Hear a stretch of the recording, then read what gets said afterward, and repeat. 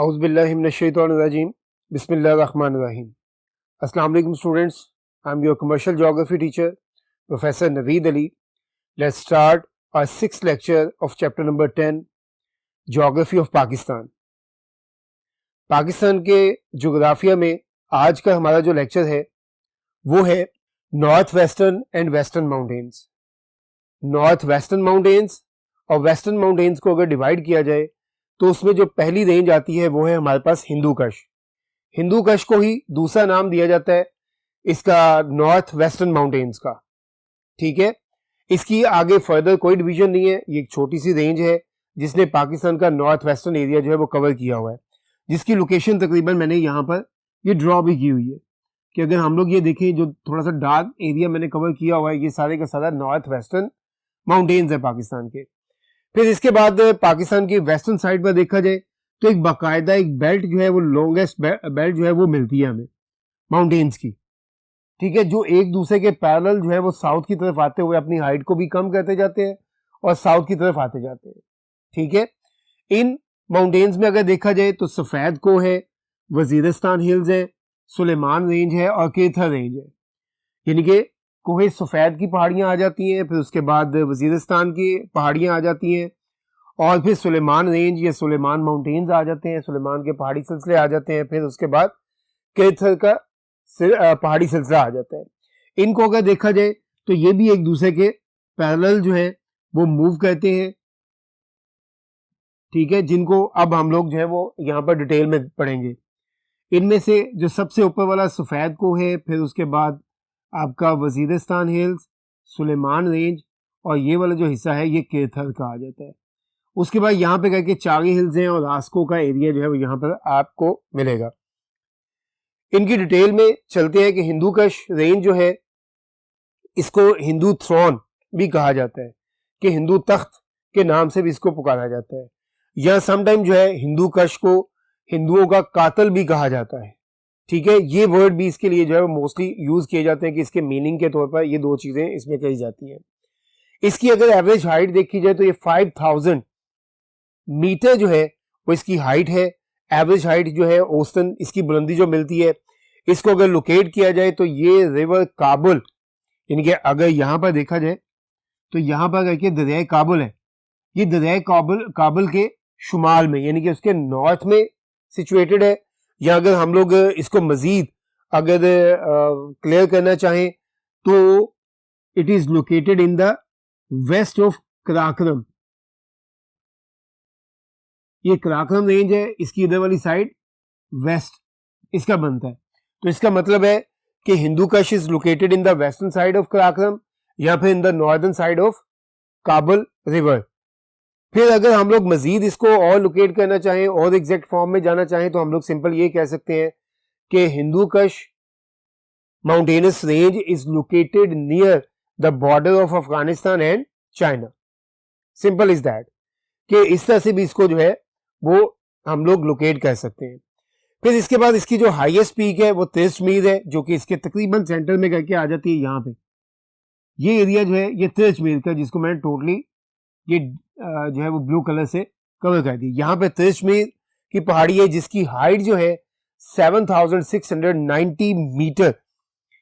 इसके बाद इसकी जो लोकेशन है इसकी तिरचमीर की वो चित्राल में है, इसके नॉर्थ में, यानी कि चित्राल के नॉर्थ में सिचुएटेड है. इस एरिया में जो इंपॉर्टेंट ग्लेशियर है वो पासू ग्लेशियर है. फिर पासेस देखे जाए शंदूर पास है और शांगला पास है, जो कि अगर देखा जाए शंदूर पास जो है गिलगित और चित्राल को मिलाता है और शांगला पास जो है ये सवात और अपर इंडस प्लेन यानी कि पंजाब के एरिया को जो है वो आपस में लिंक करता है. फिर इसके जो एरियाज हैं, जो सबसे प्रोमिनेंट एरियाज आते हैं, जो वेल नोन एरियाज है, उसमें दीज, सवात, चित्राल और कागान वैली जो है ये सबसे इंपॉर्टेंट वैलीज हैं या एरियाज हैं इसके. फिर इसमें रिवर्स जो फ्लो कहते हैं, सवात है, चित्राल है और कुनहार रिवर, ये इसके 3 प्रोमिनेंट रिवर्स हैं जिसमें फ्लो कहते हैं. फिर इसके बाद इसकी physiography and climate. Physiography and climate इस एरिया में देखा जाए तो ये एरिया जो है यहाँ पर स्टीप स्लोप्स हैं माउंटेन्स की, बैरन रॉक्स हैं, कवर्ड है बाय ये वेजिटेशन के डिफरेंट प्लांट से जो है ये कवर्ड है. फिर उसके बाद इसकी क्लाइमेटिकल सिचुएशन देखी जाए तो विंटर सीजन जो है वो एक्सट्रीम कोल्ड होता है, और जो समर सीजन होता है ये नॉर्मल इनके लाइक दैट के जैसे स्प्रिंग सीजन है, लेकिन नाइट्स जो होती है ये काफी ठंडी होती है। ठीक है, इसके बाद इसके ये हिंदू कश के बाद जो है जो वेस्टर्न माउंटेन्स है, जो पाकिस्तान के जो वेस्टर्न साइड पर जितनी भी ये रेंज है, 4 रेंजेस आती हैं जिसमें सफेद को, वजीरिस्तान, सुलेमान और केथर, इनको जानने के लिए हम लोग चलते हैं नेक्स्ट बोर्ड की तरफ। ओके बेटा, इसके बाद आ जाता है सफेद को, व्हाइट माउंटेन्स, जो कि पाकिस्तान के वेस्टर्न साइड पर लोकेटेड है, और सबसे पहली रेंज आती है वेस्टर्न माउंटेन्स की। इस वेस्टर्न माउंटेन्स में जो पहली रेंज है सफेद को, इसकी एवरेज हाइट जो है ये 3600 मीटर है। इसकी अगर एग्जैक्ट लोकेशन देखी जाए तो it is located between river Kurram, ये रिवर काबल और रिवर कुरम, इन दोनों के दरमियान ये जो रेड कलर की आप लोगों को जो जगह नजर आ रही है ये सफेद को की रेंज है। ठीक है, ये totally through out the year जो है वो स्नो से कवर्ड रहती है, जिसकी वजह से इसको व्हाइट माउंटेन्स का भी नाम दिया जाता है। फिर इसके बाद इसकी जो हाईएस्ट पीक है वो है सिकाराम, जिसकी हाइट जो है वो 4760 मीटर फ्रॉम सी लेवल, यानी कि सतह समंदर से ये इतनी बुलंद है। इसकी फिजियोग्राफी में स्नो कैप पीक्स हैं, लाइमस्टोन रिजेस हमें नजर आती हैं और स्टीप स्लोप्स हैं इसकी। ये काफी हाइटेड माउंटेन्स हैं, स्टीप स्लोप्स हैं, और यहां पर हमें जो मिनरल स्पेशली मिलती है वो लाइमस्टोन है। लाइमस्टोन जो है पाकिस्तान के फोर प्रोविंसेस में है, चारों सूबों में मिलती है, इसीलिए जो है हमें सीमेंट इंडस्ट्री जो है ये चारों के चारों प्रोविंसेस में मिल जाती है, जिसकी वजह से डेवलपमेंट में काफी ज्यादा हेल्प मिलती है। फिर इसके बाद आ जाते हैं इसका क्लाइमेटिकल कंडीशन देखी जाए तो विंटर सीजन जो है ये एक्सट्रीम कोल्ड होता है, बहुत ठंडा होता है, शदीद ठंडा होता है। ठीक है, और जो समर सीजन है ये नॉर्मल कंडीशन में होता है, ना ज्यादा सर्दी होती है ना ज्यादा गर्मी होती है। फिर इसके बाद इसके इंपॉर्टेंट डैम्स आ जाते हैं कि यहाँ पर क्योंकि पाकिस्तान की डेवलपमेंट में एक इंपॉर्टेंट रोल प्ले करते हैं। ओल्डेस्ट डैम्स में ये वासक डैम, ठीक है, रिवर काबुल पर 1961 में जो है वो बनाया गया था। ठीक है, इसकी प्रोडक्शन एक नॉर्मल फॉर्म में जो कि ये पिशावर वैली को जो है प्रोवाइड किया जा रहा है, उसकी जो इलेक्ट्रिसिटी है, और दूसरे नंबर पर जो वाटर की डिस्ट्रीब्यूशन है वो यहाँ तक डिस्ट्रीब्यूट की जाती है। बहरहाल यहाँ का जो इंपॉर्टेंट डैम है वो वासक डैम है, जो कि रिवर काबुल के ऊपर बना हुआ है। फिर इसके जो इंपॉर्टेंट एरियाज हैं वो कोहाट और पिशावर वैली जो है वो आ जाती है, ये ट्रांस इंडस प्लेन आ जाता है। इसके बाद वजीरिस्तान हिल्स हैं जो इसके पैरेलल इसके साउथ में वाक़या है।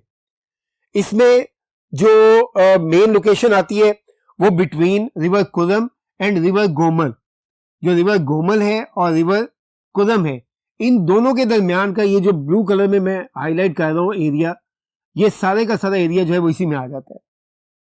ठीक है, ये इसके दरमियान में वाक़या है।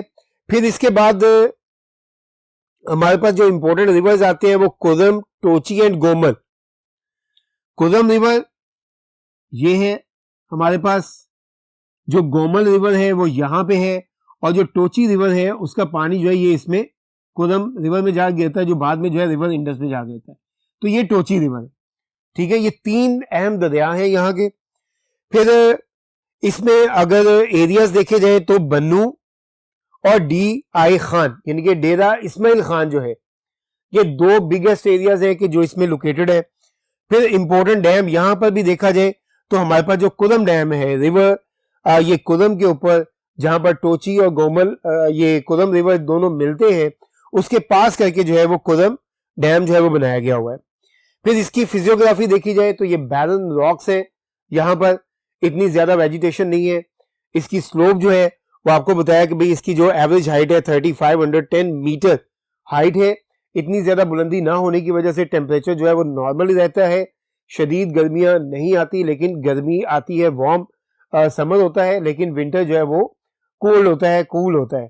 ठीक है, तो यहाँ पर जो आपको वेजिटेशन मिलेगी, जो लैंड एरिया मिलेगा वो बेयर होगा और बैरन होगा। फिर इसके बाद हमारे पास जो नेक्स्ट सुलेमान रेंज है और केथर रेंज जो है, इसको पढ़ने के लिए हम लोग चलते हैं नेक्स्ट बोर्ड की तरफ। ओके बेटा, इसके बाद हमारे पास आ जाता है सुलेमान रेंज। ठीक है, पाकिस्तान के जो वेस्टर्न माउंटेनस रेंजेस हैं उसमें सबसे पहले सफेद को के बाद जो है हमारे पास दूसरी रेंज आई उसकी वजीरिस्तान हिल्स की, और फिर थर्ड वन जो रेंज है हमारे पास वो सुलेमान रेंज है। अब सुलेमान रेंज को देखा जाए तो यहाँ पे रिवर इंडस जो फ्लो करता है उसकी बिल्कुल वेस्टर्न साइड पर, यानी कि पंजाब के, अगर पंजाब प्रोविंस को देखा जाए तो पंजाब प्रोविंस में जो रिवर इंडस फ्लो करता हुआ जाता है, तो इसके जहां पे पंजाब प्रोविंस खत्म हो रहा है, मिठन कोट का जो एरिया है, इसकी तकरीबन वेस्टर्न साइड पर जो है यहां पे करके ये सुलेमान रेंज जो है ये फैली हुई है। ठीक है, जिसकी एवरेज हाइट जो हमें मिलती है 1500 मीटर से लेकर तकरीबन 3400 मीटर तक जो है वो काफी बड़ी बड़े माउंटेनियस रेंजेस जो है वो हमारे पास यहाँ पर आ जाती है। इसकी जो लोकेशन है, अभी बात की कि ये वेस्ट ऑफ इंडस रिवर यानी कि साउथ वेस्ट है, या आप लोग सिंपल कह सकते हो कि पंजाब प्रोविंस की वेस्टर्न साइड है। फिर इसकी जो हाईएस्ट पीक है वो तख्ते सुलेमान, ठीक है, तख्ते सुलेमान इसकी हाईएस्ट पीक है जिसकी एवरेज हाइट 3487 मीटर है। इसमें जो रिवर पास करते हैं, जो रिवर फ्लो करते हैं, और इसके अलावा एक पास है जिसका नाम है बोलान पास या बोलान रिवर भी है। इसकी फिजियोग्राफी भी टोटली बैरन है, ठीक है, इतनी ज्यादा प्रोडक्टिव नहीं है। यहाँ पर जो वेजिटेशन है वो भी तकरीबन ना होने के बराबर है। उसके अलावा यहाँ पर जो रॉक्स मिलेंगी वो टोटली बैरन है, और यहाँ पर भी लाइमस्टोन की एक बहुत बड़ी मिकदार है। इसके अलावा जैमस्टोन और बहुत सी मिनरल्स भी यहाँ पर मौजूद है। फिर केथर रेंज आ जाती है, जो लास्ट वन रेंज है हमारे पास। केथर रेंज में हमारे पास जो लोकेशन इसकी मिलती है वो वेस्ट ऑफ इंडस रिवर है, यानी कि ये रिवर इंडस, ठीक है, और इसकी तकरीबन वेस्टर्न साइड है जो कि सिंध की भी वेस्ट बनती है। इसके साथ साथ ये रेंज जो है वो साउथ की तरफ मूव कर रही है, और मकरान कोस्ट से या मकरान हिल्स जो है उससे पहले पहले ये खत्म हो जाती है। यहां तक ये आ जाती है हमारे पास केथर, जिसकी जो एवरेज हाइट है वो 2174 मीटर है, और इसके अंदर जो रिवर फ्लो करते हैं वो हब एंड लियारी है। यहाँ पर हब और लियारी रिवर्स है। फिर इसकी जो फिजियोग्राफी है वहां पर भी बेयर रॉक्स है, वेजिटेशन ना होने के बराबर है, बहुत कम बारिशें होती हैं, तकरीबन सेमी डेजर्ट एरिया जो है वो कंसीडर किया जाता है। और जो यहाँ पर ड्रेनेज पैटर्न में जो रिवर्स आते हैं वो हमारे पास हब और लियारी रिवर्स हैं जो कि इसको ड्रेन करते हैं, इसके लिए जो है पानी प्रोवाइड करते हैं। इसके बाद हम लोग चलते हैं नेक्स्ट बोर्ड की तरफ। ओके बेटा, इसके बाद आ जाता है importance of northern mountains, north western mountains and western mountains, कि पाकिस्तान में जितनी भी माउंटेनस रेंजेस हैं इन सब का हमें क्या फायदा है, ठीक है, पाकिस्तान के लिए कितने इंपॉर्टेंस रखते हैं। सबसे पहली चीज आ जाती है कि पाकिस्तान में ये जो नॉर्दर्न माउंटेन्स हैं they are the source of wood. अब अगर देखा जाए तो पाकिस्तान को, अगर हम लोग यहाँ पे साउथ एशियन मैप या इन्हीं माउंटेनस रेंजेस की टोटल रेंजेस को देखते हुए अगर हम लोग यहाँ पे ड्रॉ करें तो हम सबको पता है कि पाकिस्तान के वेस्टर्न साइड पर, नॉर्दर्न साइड पर और ईस्टर्न साइड जो है, ठीक है, साउथ एशिया की, यहां पर एक बाकायदा ये एक आर्क सी बनी हुई है, एक कुमान सी बनी हुई है, जिसकी वजह से इसको रूफ ऑफ द वर्ल्ड यानी कि दुनिया की छत कहा जाता है। इस हिस्से में देखा जाए तो नॉर्थ से लेकर वेस्टर्न साइड का ये जो जितना भी ईस्ट टू वेस्ट का जितना भी एरिया है, इस सारे के सारे हिस्से में पाकिस्तान में बहुत बड़े बड़े जंगलात मौजूद हैं। यहां तक कि यह भी कहा जाता है कि जो सवात के अंदर जो हमारे पास जो फॉरेस्ट मौजूद है, ठीक है, वो साउथ एशिया का सबसे बड़ा जंगल है, ठीक है, नेचुरल फॉरेस्ट है। अब इन फॉरेस्ट से हमें वुड मिलती है तो यहां से हम लोग जो है वो इजीली उसको हासिल कर सकते हैं। फिर दूसरे नंबर पर आ जाता है कि सोर्स ऑफ वाटर है। अब पाकिस्तान में, जैसे मैंने अभी लेक्चर में बात की कि जो कराक्रम माउंटेनस रेंज है, ठीक है, हम लोगों ने प्रीवियस लेक्चर में ये बात की थी कि जो कराक्रम माउंटेनस रेंज है उसके अंदर 20 के राउंड अबाउट जो है वो बड़े बड़े ग्लेशियर्स हैं, ठीक है। अब जो ग्लेशियर्स होते हैं ये आइस जमी हुई होती है कि जो आहिस्ता आहिस्ता अपनी जगह को छोड़कर आगे की तरफ मूव कर रही होती है, लेकिन साथ साथ जो है स्नोफॉल की वजह से वहां पर दोबारा से स्नो भी जम रही होती है। अब ये जो स्नो होती है, जो जितने भी ये आइस है, ये सारी की सारी पिघलने के साथ साथ थ्रू आउट द ईयर जो है हमें पानी प्रोवाइड करती रहती है, ठीक है, यानी कि it mean they are the source of water for Pakistan के जितने भी रिवर्स हैं, डैम्स हैं, ठीक है, लेक्स हैं, उनके लिए पानी भी प्रोवाइड करता है। फिर उसके बाद ये इट्स अ नेचुरल बॉर्डर, ठीक है, इसकी टू साइड्स अगर देखी जाए कि पाकिस्तान का नॉर्दर्न एरिया, ये अगर नॉर्थ देखा जाए और इसकी वेस्टर्न साइड देखी जाए, तो ये दोनों जगहों पर हमें दो तरह का कुदरती बॉर्डर मिल जाता है कि ये दो साइडें जो है हमारी नेचुरली सेफ है कि कोई भी कंट्री अगर इधर से अटैक करना चाहेगा तो चंद एक स्पेसिफिक एरिया से एंटर हो सकेगा, वो हर एक एरिया से एंटर नहीं हो सकेगा। ठीक है, इसलिए ये नेचुरल बॉर्डर का भी काम करते हैं। फिर इसके बाद क्या आ जाता है कि it protect from cold winds. अब कोल्ड विंड्स कौन सी, कि अगर हम लोग पाकिस्तान के नॉर्दर्न एरिया या साउथ एशिया के नॉर्थ में चले जाएं, यानी कि इन माउंटेनस एरियाज को क्रॉस करें, तो यहाँ पे हमें ताजिकिस्तान वगैरह मिल जाता है। ठीक है, उसी के साथ उज्बेकिस्तान, किर्गिस्तान, और ये सारे का साथ करते करते अगर एक्सट्रीम नॉर्थ में जाएं तो यहाँ पे टोटली फ्रिजिड जोन मिल जाता है। 66.5 के बाद फ्रिजिड जोन आ जाता है जहां पे आइस जमी हुई है। अब वहां से जो है ये कोल्ड विंड्स ब्लो करती हुई पाकिस्तान की तरफ आती है, और जब पाकिस्तान के पास या साउथ एशिया के पास पहुंचती है तो इन्हीं माउंटेन्स के साथ टकराकर जो है वापस लौट जाती है, जिसकी वजह से पाकिस्तान का नॉर्दर्न एरिया ये कोल्ड डेजर्ट बनने की बजाय ये एक नॉर्मल कंडीशन में रहता है, जो कि यहां पर स्नोफॉल बना देता है। स्नोफॉल मिल जाती है प्रेसिपिटेशन के थ्रू। ठीक है, और हमें बड़े बड़े ग्लेशियर्स मिल जाते हैं जिससे पानी जो है वो थ्रू आउट द ईयर हमें मिलता रहता है। इनके कोल्ड विंड से हमें बचाता है, जो साइबेरियन विंड्स हैं उनसे हमें प्रोटेक्ट करता है। फिर इसके बाद सोर्स ऑफ मॉनसून है। मॉनसून विंड्स ब्लो करती है यहां से बे ऑफ बंगाल से। ठीक है, यहां पे बांग्लादेश है, यहां पे अब यहां से बे ऑफ बंगाल से जब समर सीजन आता है तो यहां पे कोल्ड विंड होती है। ठीक है, फुल ऑफ मॉइस्चर होती है। जब यही विंड किसी लाइट एरिया यानी कि जहां पर एयर नहीं है, एयर प्रेशर नहीं है, ये उस तरफ को ब्लो करना शुरू कर देती है, और यही विंड चलते चलते जब आगे माउंटेनस के साथ टकराती है तो उनको आगे गुजरने का रास्ता नहीं मिलता, जिसकी वजह से ये उसके साथ साथ मूव करना शुरू कर देती है। और जब मूव करती है या उनके साथ टकराने के बाद हाइट पर जाती है तो वहां पर क्लाउड्स बनाकर रेनफॉल बरसाती है, और यही रेनफॉल जो है पाकिस्तान के पंजाब के एरिया में जो है सबसे ज्यादा होती है, और जैसे जैसे साउथ की तरफ जाएं वैसे वैसे इसमें कमी आती जाती है। ठीक है, इनके ये मॉनसून विंड्स का भी बाइस बनता है। फिर इसके बाद it's a source of minerals. Pakistan के माउंटेनस रेंजेस जो है इसके अंदर जैमस्टोन आपको मिलते हैं, इसके अलावा गोल्ड है, प्रीशियस मिनरल्स जितनी भी हैं वो भी यहाँ पर मिलती हैं। फॉसल फ्यूल वगैरह से बने हुई मिनरल्स जिनको पार मिनरल्स कहते हैं वो भी यहाँ पर मौजूद हैं। इसके अलावा बेसिक मिनरल्स की बात की जाए तो वो भी, यानी कि जितनी भी मिनरल्स की टाइप्स हैं वो सारी की सारी टाइप्स हमें यहाँ पर इन माउंटेनस रेंजेस से मिलती है, जिसको हम लोग निकाल के एक्सपोर्ट भी कर रहे हैं और खुद भी यूज कर रहे हैं। फिर इसके बाद सोर्स ऑफ सैनिक ब्यूटी है या टूरिज्म का बाइस बनते हैं। ठीक है, सोर्स ऑफ इनकम भी है कि यहाँ पर जितने भी अगर हम लोग इन माउंटेनस रेंजेस को देखें तो इनको देखने से एक तो दिल भी खुश होता है, आंखों को भी ठंडक मिलती है, क्योंकि ग्रीनरी इतनी ज्यादा होती है कि जिसको देखने से इंसान जो है वो अपने आप को बहुत अच्छा फील करता है। ठीक है, बहरहाल यहाँ पर खूबसूरत मनाजर भी हमें मिलते हैं, उसका भी बाइस है। फिर block the western depression. Western depression कहां से, कि अगर हम लोग इसी मैप को थोड़ा सा और एक्सटेंड कर दें तो यहां पर आपको पता है कि ये सऊदी अरेबिया, ठीक है, ये अफ्रीकन कॉन्टिनेंट है, ये सऊदी अरेबिया, और इसके पास ही आगे थोड़ा सा चले जाएं तो यहां पर मेडिटेरेनियन सी आ जाता है, मेडिटेरेनियन सी है। ठीक है, अब विंटर सीजन में क्या होता है कि यहां पर एयर प्रेशर ज्यादा होने की वजह से ये विंड जो है वो इस साइड पर ब्लो करना शुरू कर देती है।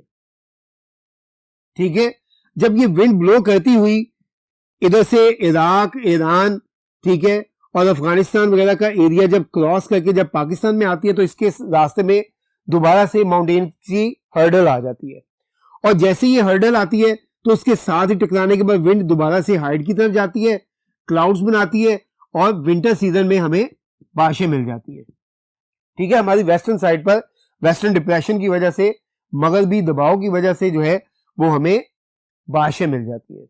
यानी कि हमारे जितने भी माउंटेनस रेंजेस हैं इनके पाकिस्तान समेत दूसरे कंट्रीज को भी बहुत से बेनिफिट्स हैं जो कि हम लोग इससे हासिल कर रहे हैं। ये था बेटा आज का हमारा टॉपिक। इंशाल्लाह मिलेंगे नेक्स्ट लेक्चर में। अल्लाह हाफिज।